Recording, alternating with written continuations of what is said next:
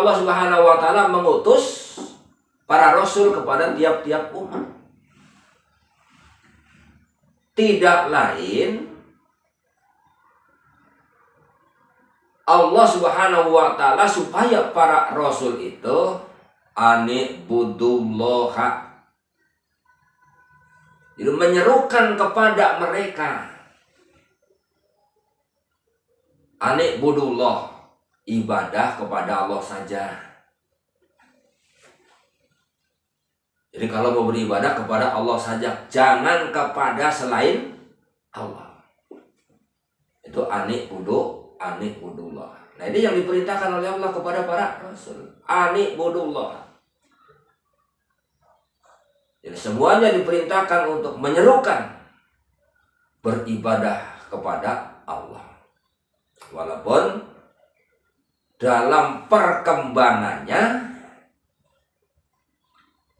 memang tidak semuanya umat manusia di dunia ini yang beribadah hanya kepada Allah. Tetapi ada juga yang beribadah kepada selain Allah. Ada juga yang beribadah kepada Allah, juga beribadah kepada selain Allah. Ini bukti bahwa dalam bertauhid umat manusia yang ada di dunia ini belum 100% mereka itu bertauhid. Maka tauhid ini perlu disampaikan kembali kepada umat manusia supaya mereka ketika beribadah itu hanya kepada Allah yang satu. Tidak beribadah kepada selain Allah.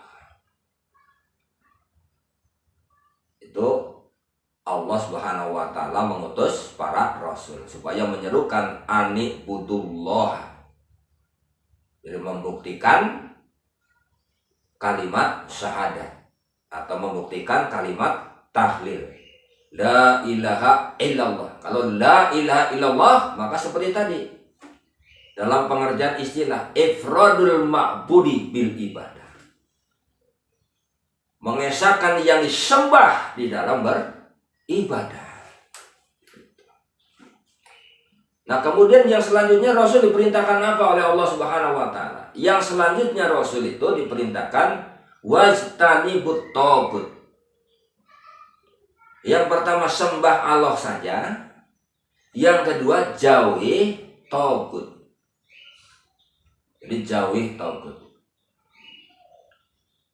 Nah, tagut itu dalam persepsi para mufasir, termasuk para ulama ahlu tauhid seperti Ibnul Qayyim Az-Jauziyah, Ibnu Taimiyah, di segala sesuatu yang disembah selain Allah,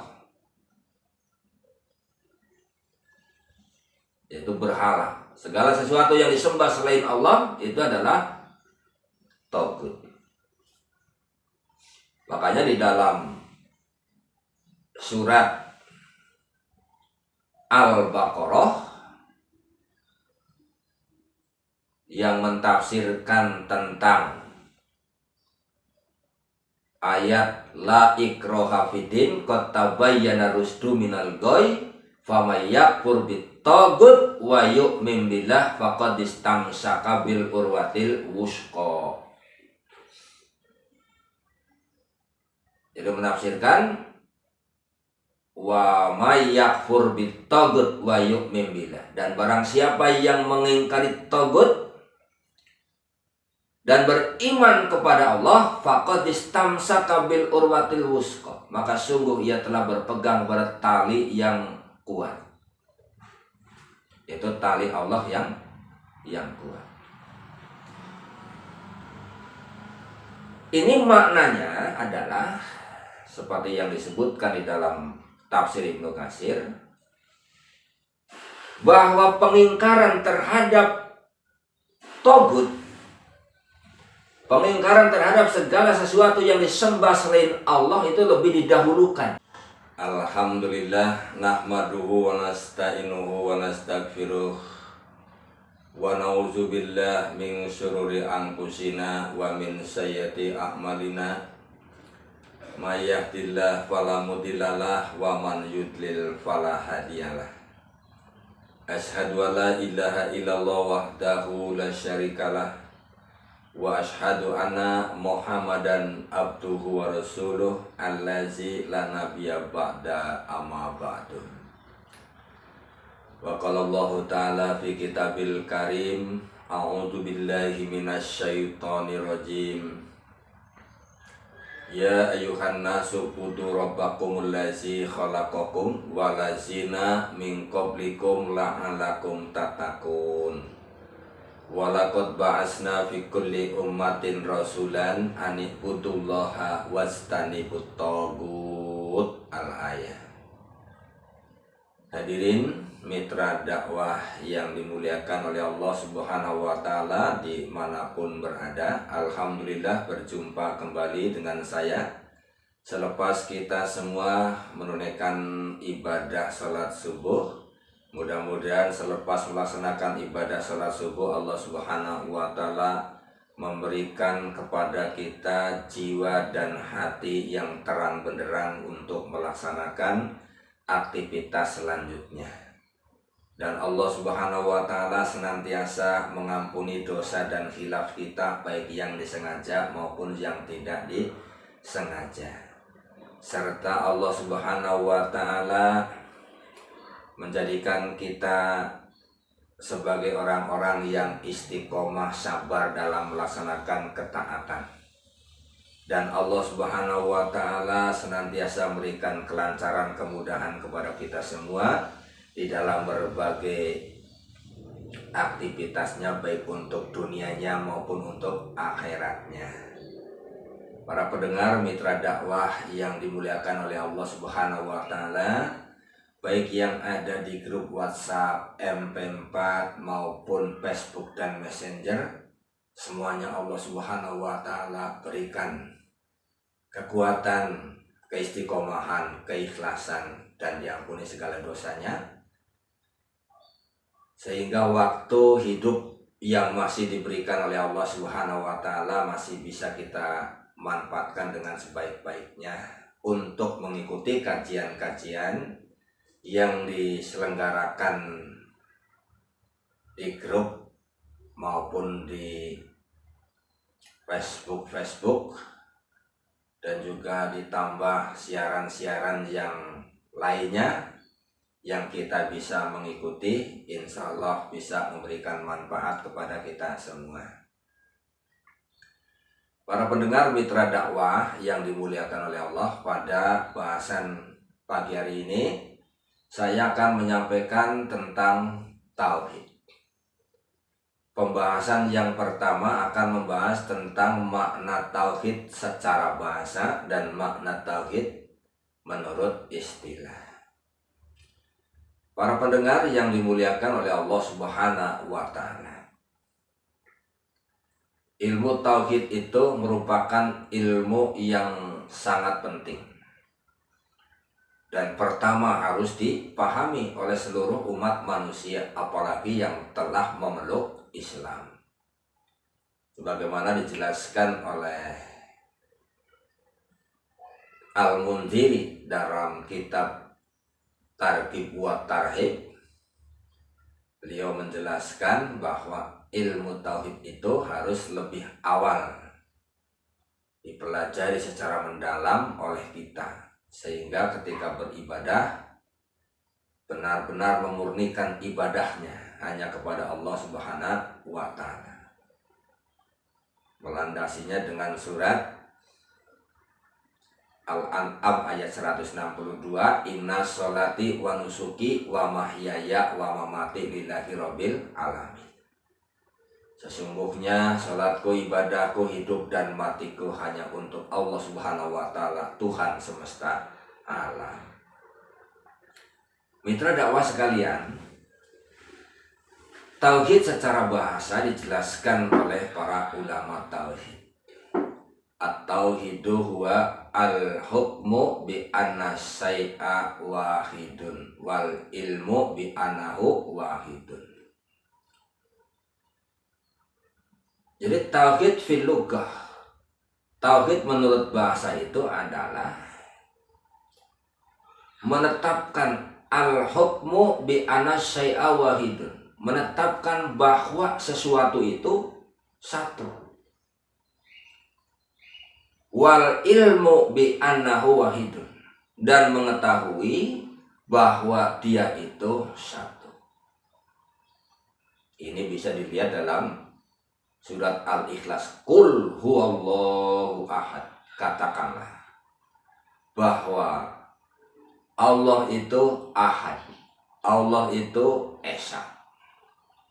Seperti Bilal ketika disiksa di atas batu panas untuk kembali kafir, maka beliau hanya mengucapkan ahad, ahad, ahad.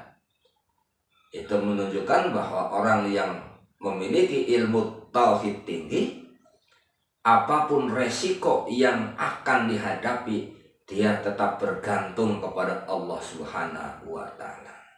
Qul huwallahu ahad. Sehingga Bilal ketika disiksa, ahad, ahad, ahad, supaya mengakui sembahan selain Allah, Bilal tetap mengatakan ahad, ahad, bahwa Allah itu esa.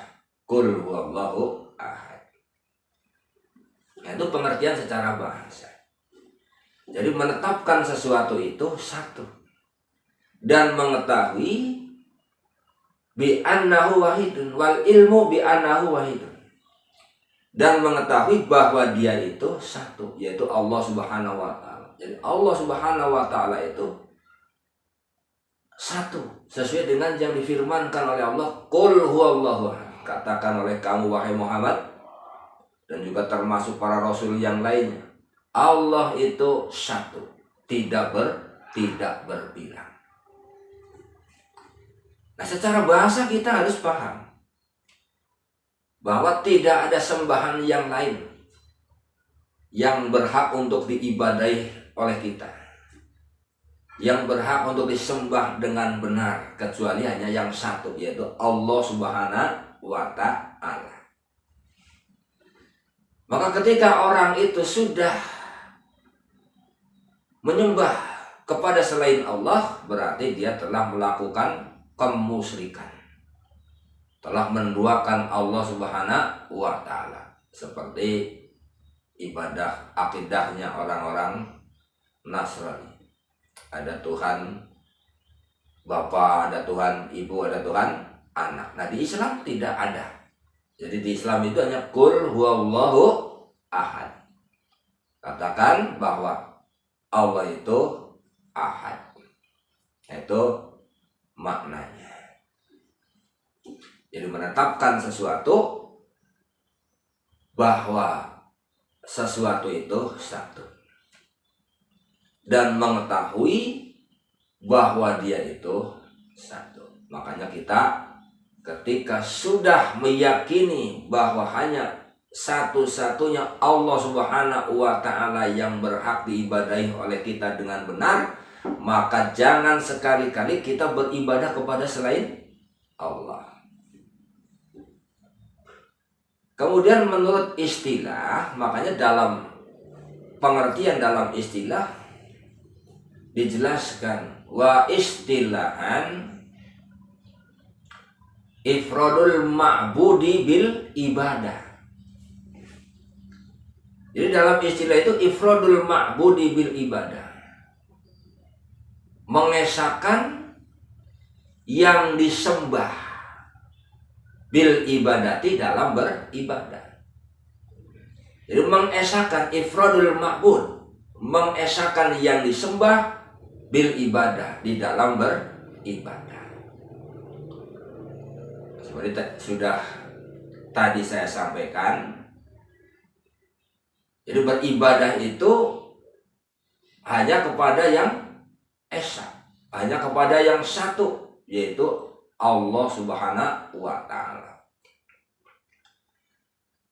Maka kalimat tauhid yang sering kita baca itu lafadznya la ilaha illallah.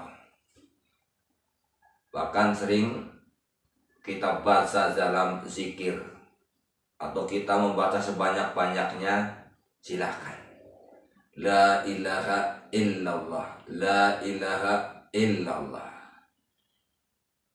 Akan tetapi makna la ilaha illallah harus kita pahami dengan benar, bahwa tidak ada Tuhan yang berhak untuk disembah dengan benar kecuali Allah Subhanahu wa Ta'ala.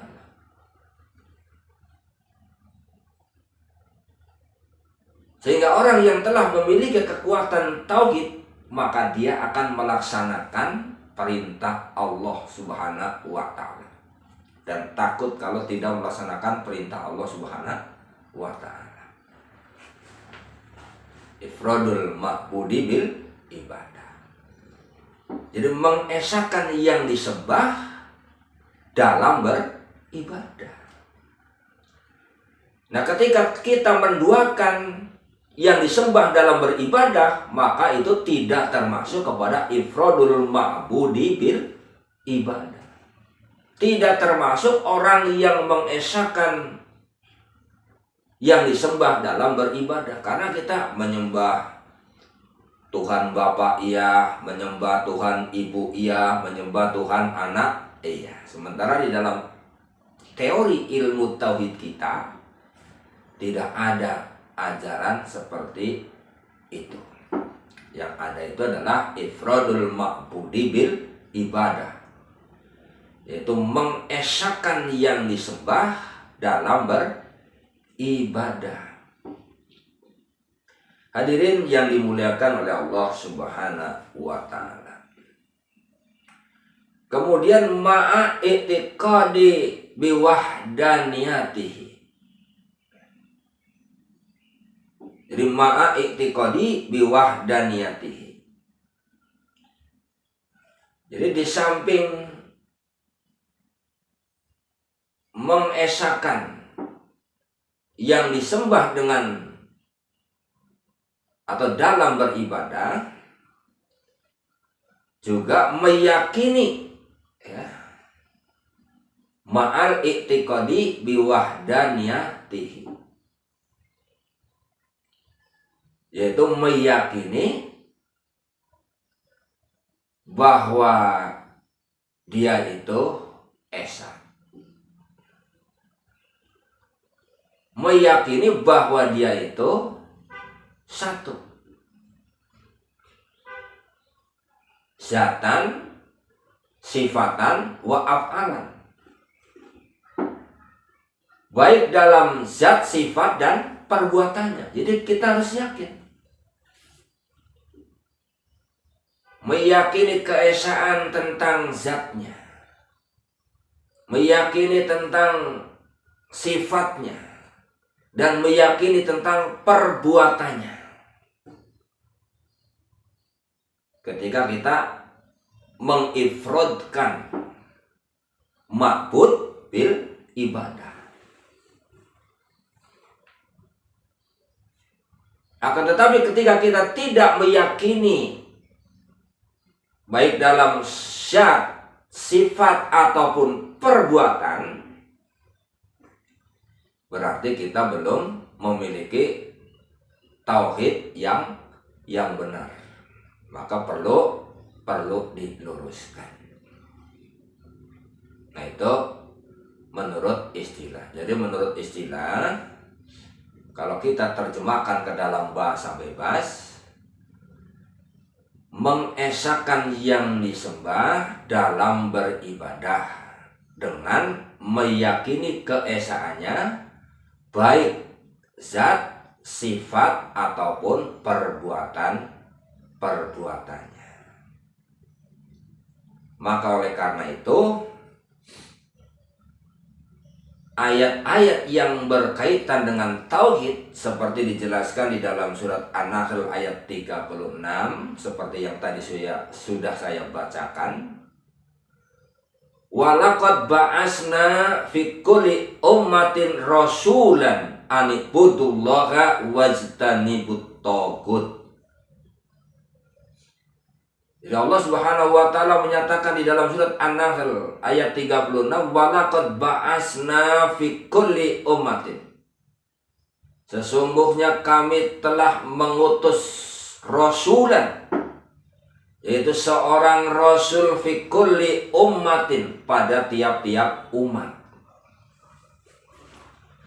Nah, untuk apa Allah Subhanahu wa taala itu mengutus rasul kepada setiap umat? Kepada tiap-tiap umat.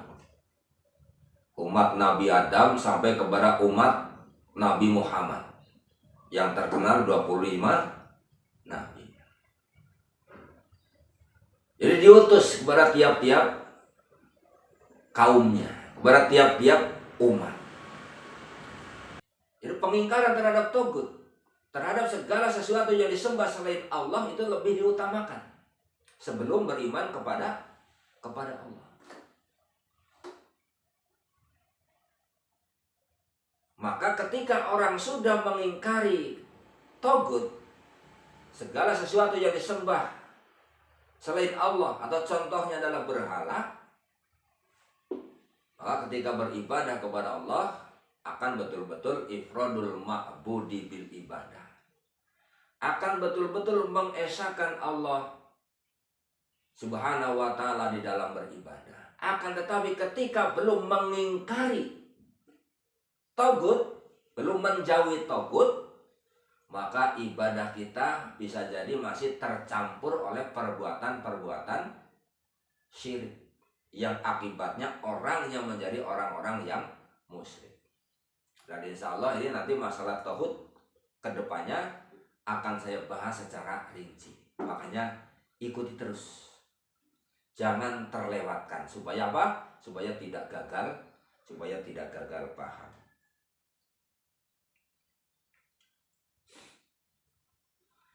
Nah, kemudian di dalam tafsir Ibnu Katsir juga dijelaskan togut itu adalah setan. Jadi togut itu adalah setan. Mencakup apa? Jadi mencakup segala kejahatan yang dilakukan kaum jahiliyah. Jadi mencakup segala kejahatan yang dilakukan oleh kaum jahiliyah. Seperti apa? Seperti menyembah berhala, meminta tolong kepada berhala, menyembah berhala, meminta tolong kepada berhala. Nah, itu membudaya di zaman jahiliyah. Maka orang yang meminta tolong kepada berhala, yang menyembah kepada berhala, itu adalah bentuk kejahatan yang paling tidak diampuni oleh Allah Subhanahu wa taala kecuali bertobat. Karena di dalam surat An-Nisa itu dosa yang tidak akan diampuni oleh Allah Subhanahu wa taala itu adalah syirik. Selain itu semuanya diampuni kalau bertobat. Tapi yang tidak akan mendapatkan ampunan Allah Subhanahu wa taala itu adalah syirik. Hadirin yang dimuliakan oleh Allah Subhanahu wa taala. Maka dalam ayat yang lain dikuatkan supaya kita betul-betul memiliki ilmu tauhid yang benar. Seperti dalam surat Muhammad ayat 19.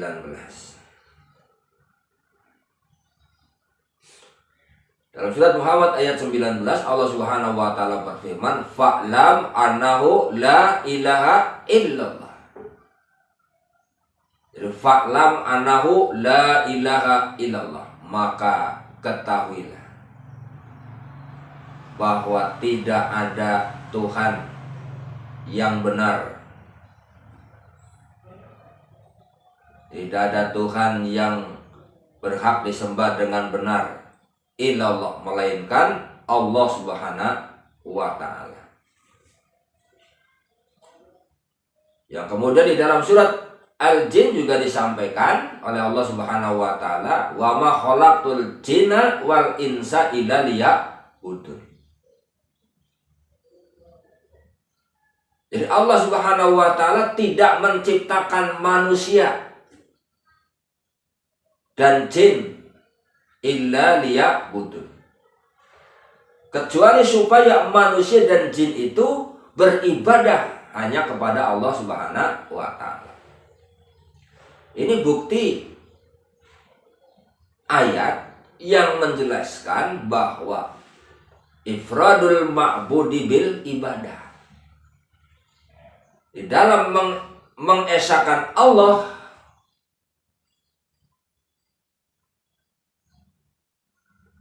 yang disembah dalam beribadah.